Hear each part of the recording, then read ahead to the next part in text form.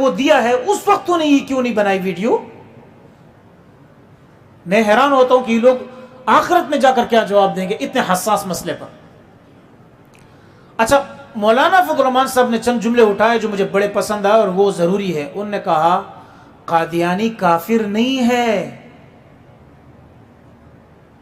قادیانی کافر نہیں ہے۔ اب بے حیران ہوں گے، اور یہ حقیقت ہے، قادیانی کافر نہیں ہے۔ کافر کون ہے؟ کافر مشرک اور مرتد میں فرق۔ قادیانی مرتد ہے، مرتد۔ مرتد کو جانتے ہو؟ جو مسلمان ہو کر کفر اختیار کر اس کو مرتد کہتے ہیں۔ کہا کہ قادیانی تو مرتد ہیں، اور مرتد کی سزا تو پہلے آپ متعین کریں۔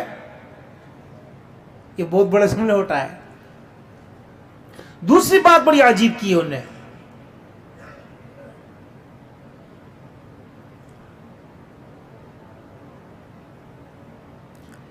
کہ قادیانی کو ہم نے کافر کہا۔ سارے وویلا کر رہے ہیں کہ قادیانی کافر ہے، اور سب ہم پر اعتراض کر کے علماء نے کیا کیا، اور یہ علماء متشدد ہے۔ جو لوگ بہت زیادہ وہ بن رہے ہیں نا، سیکولر قسم کے لوگ ہیں، تو کہا کہ قادیانی جو ہم سب کو کافر کہتا ہے اس کا کون پوچھے گا؟ سوال بڑا اہم ہے۔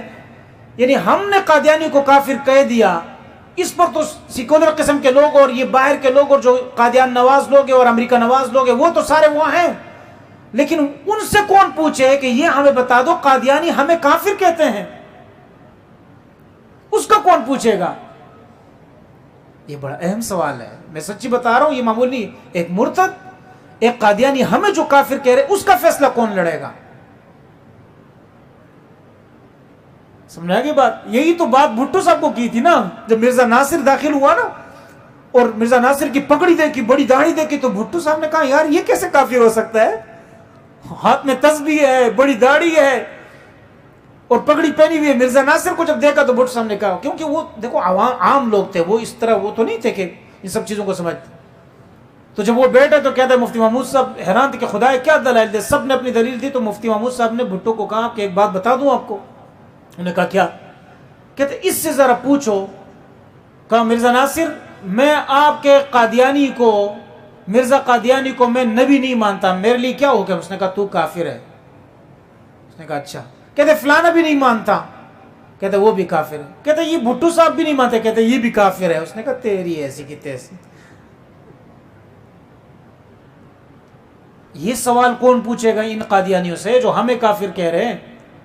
اس کا مقدمہ کون لڑے گا؟ اور تیسری بات بڑی اہم ہے،